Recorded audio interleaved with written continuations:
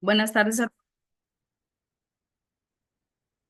Muchísimas gracias por estar aquí. De parte de ICADEL, muchísimas gracias por estar aquí. El día de hoy estamos convocados o los hemos convocado para hablar de un tema del que deberíamos hablar un poco más en Panamá, eh, pero pues no hablamos mucho del tema ni en la universidad ni afuera. El tema que vamos a trabajar hoy es la batimetría. Para hablarnos de batimetría nos acompaña Joaquín Esteban Arancibia. Él es ingeniero geomensor de la Universidad de Chile, INACAP. Tiene algo más de 5 años trabajando como soporte técnico y en los 2 últimos años ha estado sirviendo o trabajando con SATLAB, de quien somos distribuidores, en el área técnica. Él se encarga de capacitaciones y preguntas técnicas y respuestas sobre los equipos SATLAB. Entonces los dejo con Joaquín. Joaquín, buenas tardes. Hola a todos, buenas tardes. Bueno, entonces ya con con las palabras iniciales de Aide vamos a comenzar, dado el tiempo que vamos teniendo. Como dijo Aide, yo soy actualmente soporte técnico para la marca SATLAB, encargado de acá de la región de Latinoamérica, y básicamente tenemos que ahí darle asistencia a nuestros distribuidores, como es Icadel. La idea de la reunión de hoy es mostrarle un poco en cuanto a lo que es la batimetría en general y también obviamente tratar de llevarlo a los productos que nosotros como marca tenemos disponible para nuestros clientes. La verdad es que la línea marina que cuenta actualmente nuestra marca ha ido creciendo exponencialmente y es una de las líneas con mayor desarrollo tecnológico que tenemos en la actualidad. ¿Ya? Vamos a primero ver unos contenidos que van a ser como unos principios para poder introducir lo que es la batimetría, de qué forma se mide, con qué herramientas se realizan este tipo de mediciones, y también ir comentando la importancia de por qué es bueno tener cartas náuticas actualizadas y también de qué forma o qué nosotros como marca tenemos para nuestros clientes, eh, para poder ofrecerles soluciones que se adecúen a las necesidades que van teniendo, dependiendo de los tipos de trabajo. Como les dije en un principio, la parte marina, yo diría que es una de las partes más fuertes actualmente de SATLAB, ya que en los últimos años se han ido introduciendo innovaciones tecnológicas que ayudan o acompañan a las distintas carreras ligadas a las tecnologías geoespaciales, y en este caso se van adecuando y adaptando a todo este nuevo entorno.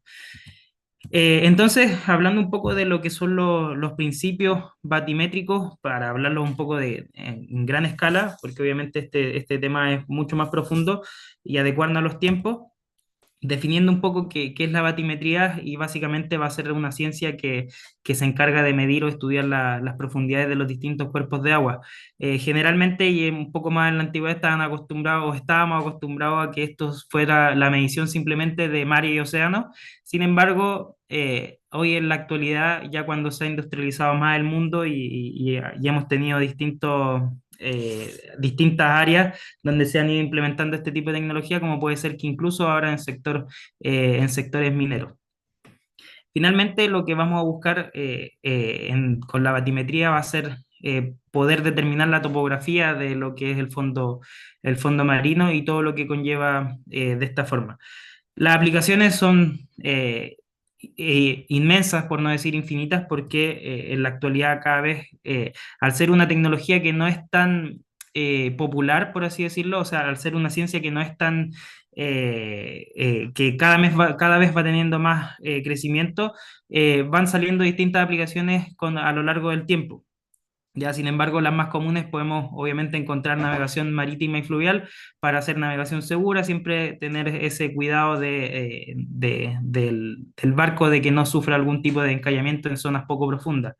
Ya, en obras de ingeniería submarina, sobre todo en planificación de proyectos, cuando tengamos que conocer cómo es el suelo submarino antes de poder edificar ya sea un puente o alguna construcción de puertos o embalses, también va a ser de vital importancia y sobre todo también en estudios de medio ambiente, como puede ser para ver las deformaciones o los cambios que van sufriendo ciertos fondos ciertos fondos marinos. ¿Ya? Y hoy en día también acá yo particularmente vivo en Chile, que es una zona más bien bastante minera, y se podría decir que el fuerte de este tipo de ciencia se está utilizando en el monitoreo de tranques de relaves mineros para poder ir viendo el depósito de sedimentos a lo largo del tiempo.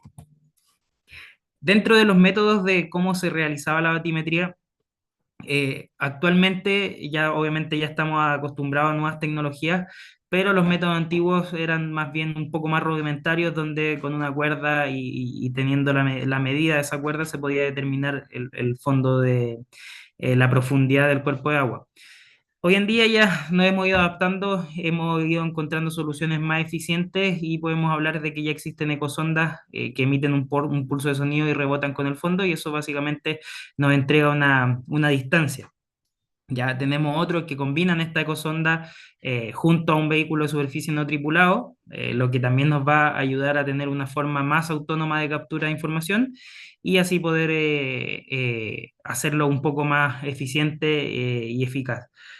Al final vamos a tener ciertos resultados como pueden ser unos mapas batimétricos o mapas del fondo marino que van a finalmente actualizar las cartas náuticas y representar lo que es el fondo acuático. Pero definiendo como tal lo que es la ecosonda, básicamente es un pulso de sonido que navega por un medio, en este caso va a ser el agua, pero tiene el mismo principio con el cual estos animales, los murciélagos, pueden detectar en entornos que no tienen visión la proximidad a los objetos. En el caso de la batimetría de la ecosonda va a tener el mismo principio donde se emite un pulso que navega por este medio acuático, rebota con el fondo marino y al momento de rebotar en base al tiempo va a poder determinar cuál es la profundidad, a qué distancia se encuentra este objeto. Entonces, en este caso van a haber variables que van a interferir en este cálculo de profundidad, como va a ser obviamente el nivel del mar o el nivel del agua que vamos a tener respecto al bote, y la distancia de calado entre el transductor y obviamente el nivel de agua, sumándole a la distancia en Z, que va a ser la parte del transductor al fondo marino. También obviamente hay que sumar una variable que puede ser la velocidad del sonido y el tiempo que es lo que retorna entre el transductor, rebotar y volver a la misma ecosonda.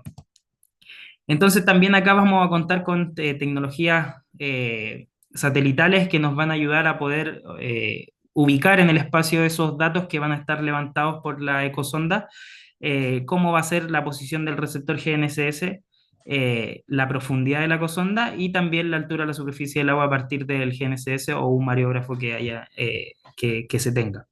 Entonces, el X, el Y va a estar dado por el valor del GNSS más el offset respecto a la posición de la ecosonda. Si es que este estuviese directamente en el mismo eje, sería un offset cero.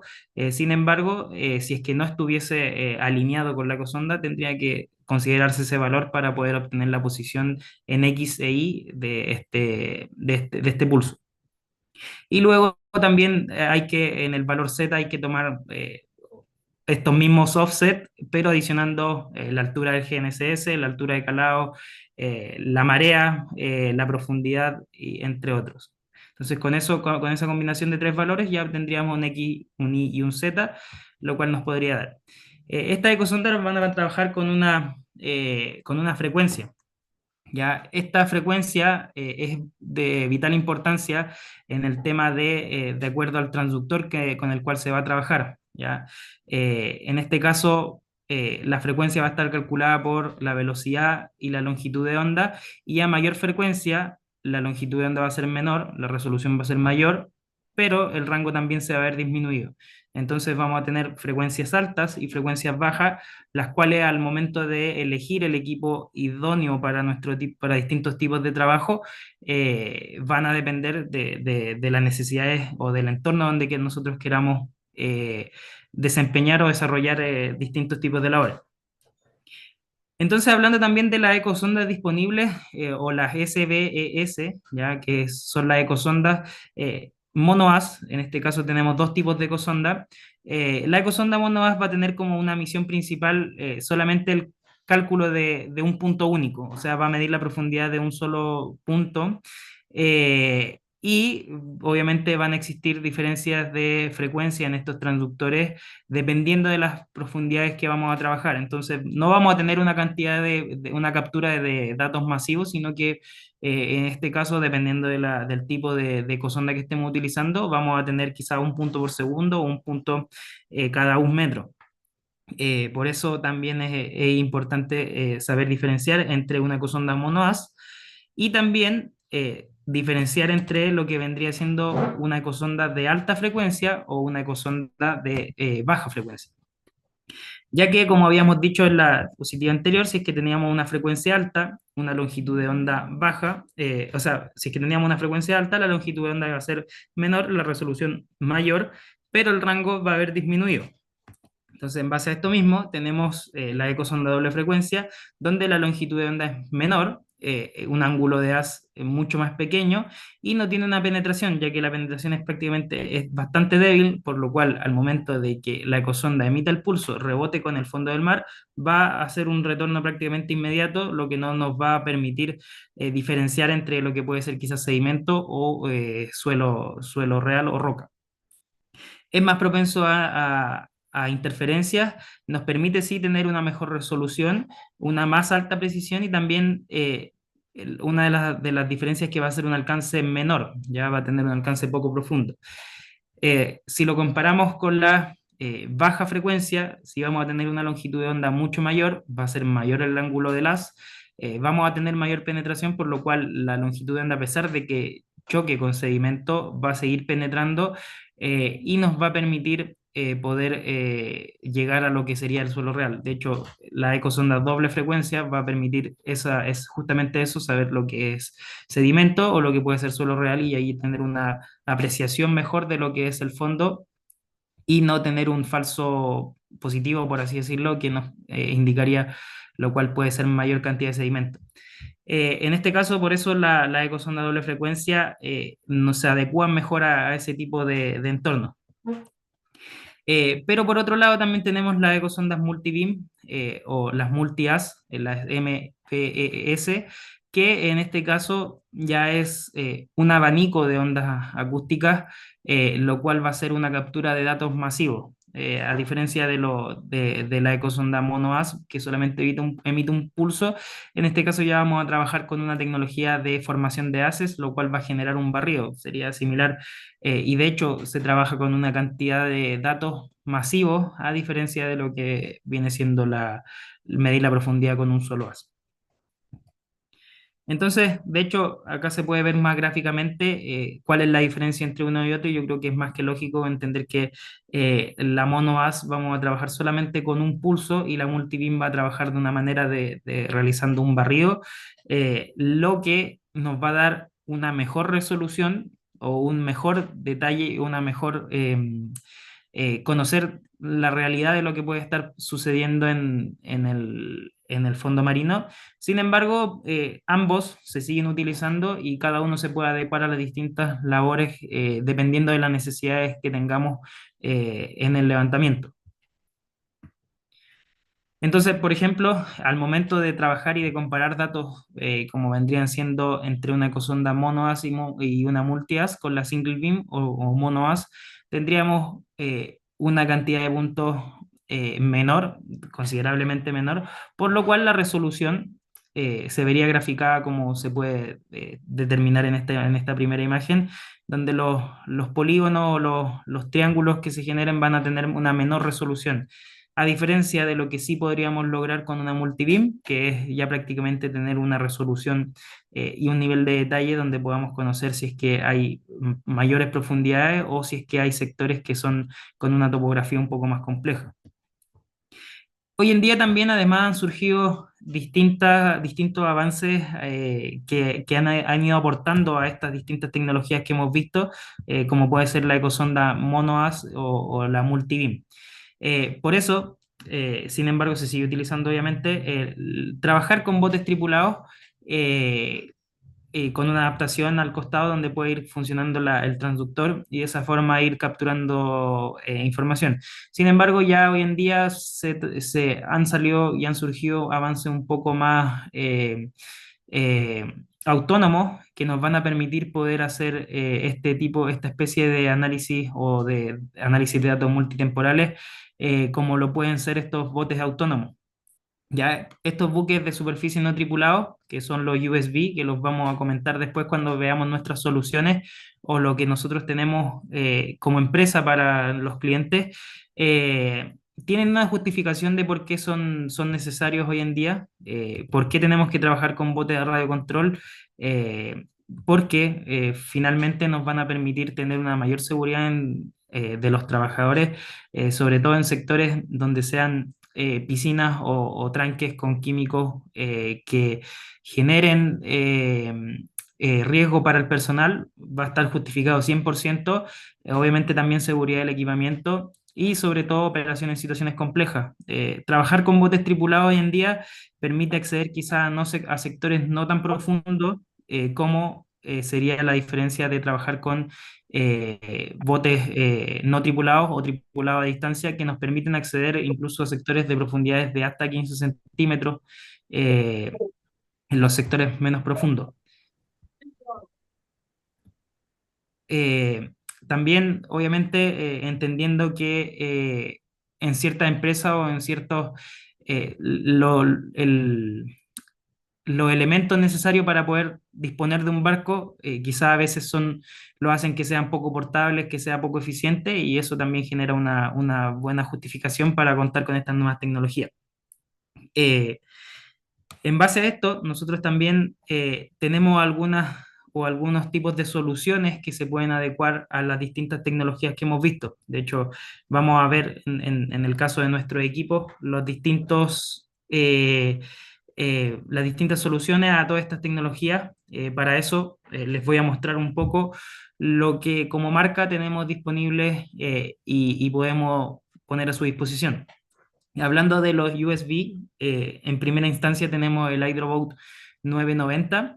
El Hydroboat 990 es un USB o un bote tripulado a distancia que es prácticamente de uso de una sola persona. Es un bote batimétrico, o sea, quiere decir que va a medir la profundidad del sector, pero es manejable y es transportable por una sola persona, no va a requerir de mayor cantidad de operadores y tiene una ecosonda de alta frecuencia de 200 kHz, lo que va a decir que en este caso va a tener una buena resolución, o sea, no va a tener una penetración y va a rebotar con los elementos del fondo. Cuenta también con todos los elementos necesarios para poder hacer batimetría. Eso quiere decir que el equipo cuenta con una red interna y también cuenta con un sistema de doble antena que le va a dar el posicionamiento del heading o el rumbo, y también va a georreferenciar los datos que nosotros estemos tomando. Este equipo y las demás líneas de Hydroboat se manejan con controlador Android, y también cuentan con sistema de seguridad y controles inteligentes. Tiene una especie o sea, no una especie, tiene un sensor de obstáculos en la parte frontal, y también tiene una cámara incorporada 360 que nos permite visualizar en tiempo real lo que esté realizando el bote. Por otro lado también, dentro de la línea de Hydroboat, tenemos el Hydroboat 1200, que también es un USB. Sin embargo, es un bote un poco más polivalente, porque nos permite como empresa poder adicionarle o trabajar con distintos accesorios que nos van a permitir que no solamente sea un bote batimétrico. Cuenta con la misma ecosonda de 200 kHz incorporada que Hydrobox 990, sin embargo tiene esta moon pool o esta piscina en la parte central que nos permite la incorporación de distintos ADCP o perfiladores acústicos de Doppler para poder conocer los volúmenes de agua que se mueven por un caudal. Además, también, adicional a esto, de hecho, este bote es más polivalente, por así decirlo, porque se va o se está trabajando en ecosonda doble frecuencia, en sonar de barrido lateral y distintos accesorios como medidores de parámetros del agua para poder trabajar en conjunto. Entonces, en este caso, es un bote mucho más polivalente y que se puede adaptar a distintas situaciones. Y por último, tenemos el Hydrobolt 1500, que en este caso ya es un bote mucho más robusto, es mucho más grande, permite una carga útil de máximo hasta 60 kilogramos y cuenta con cuatro hélices de 4000 watts. Ya cada hélice es de 1000 watts y incorpora cuatro en su diseño. Eh, Además también de esto es que el bote está incorporado, o sea, más que incorporado, tiene la posibilidad de añadir una ecosonda multibeam que les vamos a mostrar también ahora un poco más adelante. Para el caso nosotros también de botes tripulados tenemos soluciones para esto y de hecho justamente tenemos uno de los últimos lanzamientos que es esta ecosonda monoas, la S2, que es una ecosonda monoas pero es de doble canal, o sea, es de doble frecuencia. Lo cual ya al ser la segunda generación viene mucho más mejor, viene mucho con muchas mejoras como un hardware robusto, obviamente contra humedad y polvo, y también cuenta con el transductor integrado que tiene un sensor de temperatura y permite la medición de alta frecuencia y baja frecuencia para así poder tener este margen, este offset y poder tener el poder obtener lo que es el suelo real y el sedimento y así poder también tener un valor de eso. Como les dije, en este caso se trabaja con una alta frecuencia y una baja y el rango de profundidad para la ecosonda para el transductor de baja frecuencia, o sea, de alta frecuencia, perdón, va de 15 centímetros hasta 300 metros. En el caso de baja frecuencia, vamos a tener rangos de los 80 centímetros hasta los 2000 metros de profundidad. En este caso también el transductor viene incorporado con sensor de temperatura integrado. La baja frecuencia va a ser para mayor alcance y la frecuencia alta va a ser para una mayor precisión. En base a estos mismos valores y al software de postproceso vamos a poder obtener una superposición del espesor de los sedimentos y así poder, por así, ubicar o saber cuánto es el material depositado en el suelo. En el caso también, incorporamos dentro de nuestras soluciones una Hydrobeam M4, que es una ecosonda multibeam, y en este caso la ecosonda multibeam viene incorporada de dos formas, o sea, viene una opción disponible para trabajar como en bote tripulado y otra opción para trabajarla con Hydroboat 1500. De esa forma también tiene la posibilidad de adecuarse a trabajar de una forma un poco más autónoma y en este caso ya es mucho más robusta, incluso dentro de la Hydrobeam M4 viene incorporado un perfilador de sonido para saber la velocidad del sonido a distintas profundidades y así añadirlo en la unidad de procesamiento que tiene incorporada y poder hacer las correcciones y después poder hacer el procesamiento en el software de trabajo.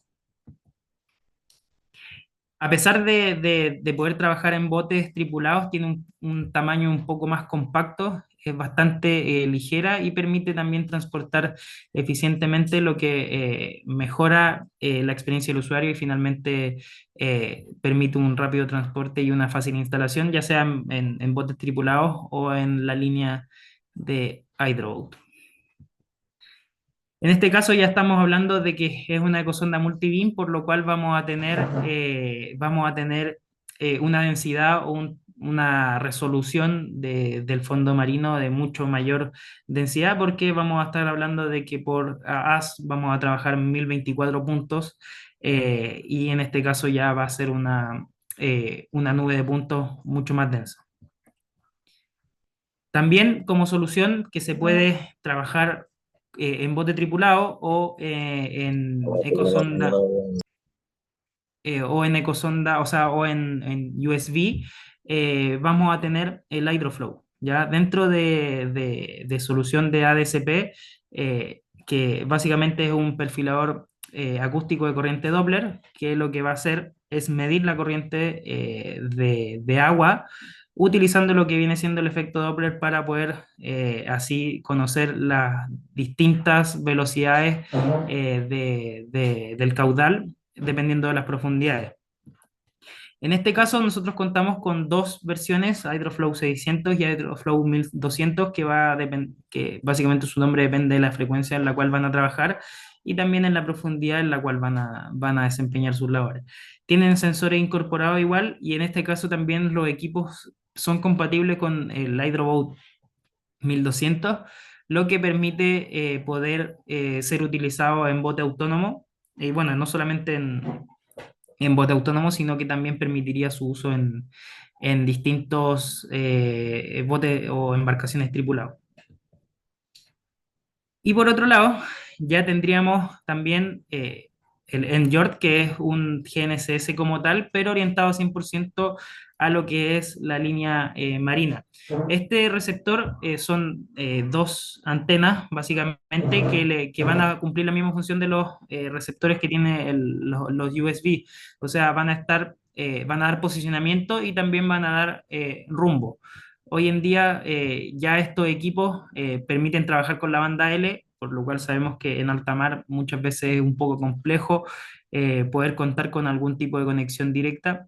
Y en este caso, mediante la banda L, podríamos trabajar esta corrección y así poder tener en alta mar una solución o una precisión adecuada. Y con eso ya vamos finalizando y vamos pudiendo dar paso a lo que son las preguntas y respuestas, y así cualquier consulta la podemos gestionar también por ICADEL o cualquier reunión a futuro. Podríamos, obviamente, dar paso o ya sea por este medio o en futuras reuniones. También pueden hacer las preguntas por el chat si es que no quieren, si es que alguien no quiere hablar, lo podemos ver de esa forma. Eh, Joaquín, yo no veo preguntas en el chat. Sí, no, pero si alguien tiene una pregunta o Sí, yo quiere, tengo una pregunta. dime. Eh, la información que me generan estas múltiples sensores o estos múltiples equipos, las ecosondas y los que vienen en los USB, los no tripulados, yo los puedo trabajar con software de batimetría, la más mencionada en el mercado, se me escapó ahorita el nombre. Hypack. Hypack, Sí, correcto. sí, mira, los datos como tal, o sea, nosotros cuando ofrecemos las soluciones de todos nuestros equipos tenemos software específicos para trabajar con los datos y manejarlos, para que así el cliente no tenga que depender de otros software. Sin embargo, los formatos de exportación de nuestro software son compatibles muchas veces con Hypack. Entonces, en el caso de que los clientes también tengan ese software y tengan que hacer manejo de datos en ese software, podrían exportarlo desde el nuestro para poder trabajarlo en el suyo sin ningún problema. Eso, de hecho, al ser un software tan popular y tan común, eh, la necesidad está y justamente nuestro software los permite. Otra pregunta, y más específica a los botes batimétricos. Ellos me permiten trabajar las correcciones de los puntos en el trip.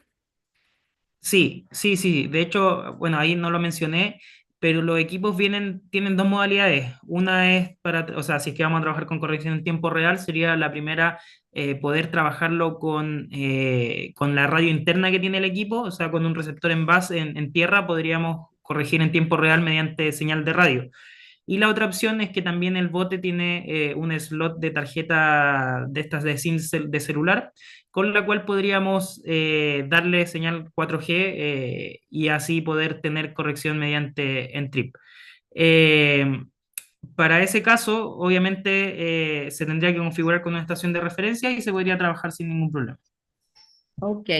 Tenemos una pregunta, yo te la voy a leer, la genera o nos la hace Brian Valdespino. Primero te felicita por la presentación y pregunta, con respecto al nivel de confianza del levantamiento en el tiempo, ¿qué viables son estos equipos en general? Poniendo un ejemplo en condiciones climáticas. Otra consulta, el nivel de uso o recomendación de manejo del equipo en condiciones climáticas, ¿son resistentes o qué nivel se Sí, recomienda? o sea, bueno, respecto a la primera parte del tema del nivel de confianza del levantamiento, bueno, eso yo no sé si se refiere a, bueno, en el caso de nuestros equipos, refiriéndonos un poco, hablando quizás de los USB, cuentan con certificaciones, de hecho, están bajo los estándares que destaca o que pone en normativa el IHO, ya el instituto que se encarga de estudios hidrográficos.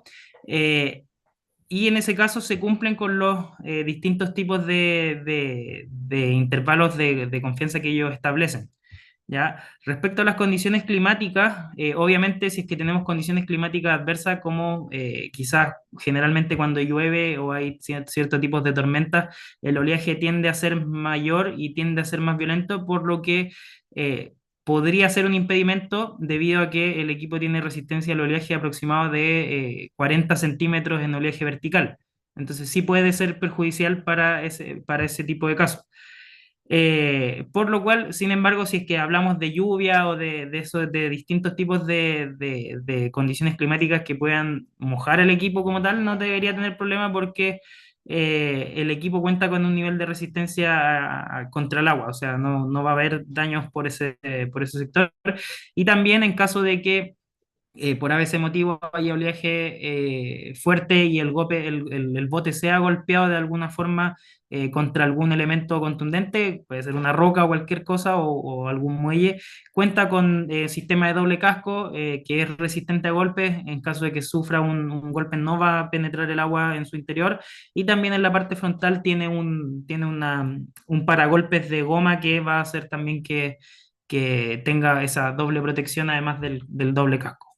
Sí, yo creo que la pregunta iba más dirigida al tema del oleaje cuando se Sí, están haciendo batimetrías en el mar, que es lo que más tenemos aquí en Panamá, ¿no? claro, sí. De hecho, bueno, en Panamá sí, si se utiliza más en eso, la única consideración que habría que tener es el tema de cuánto es del oleaje, pero tiene alrededor de 40, 50 centímetros de resistencia al oleaje vertical. Así que tampoco es, y además tampoco es tanto, y se refiere al oleaje vertical, no cuando haya, obviamente, olas rompientes. Ok, por el momento no tenemos más preguntas, así que de parte de ICADEL, muchísimas gracias, Joaquín, por tu exposición. Los invito a todos a que nos acompañen el 6 de mayo en la Universidad de Panamá. Vamos a tener un día de demostración de equipos con nuestros amigos de SALAB, así que los esperamos a todos a partir de las 2 de la tarde del 6 de mayo. Si tienen preguntas sobre el tema, nosotros estamos aquí a su disposición. Como lo dijo anteriormente Joaquín, me pueden escribir a mí o a Jocelyn, a Lorena, a Paula, o nos pueden escribir por nuestra página web www.icadel.com o en nuestras redes sociales. A todos muchísimas gracias por acompañarnos y nos estamos viendo en una próxima oportunidad. Muchas gracias a todos por su tiempo, que tengan una muy buena tarde. Gracias.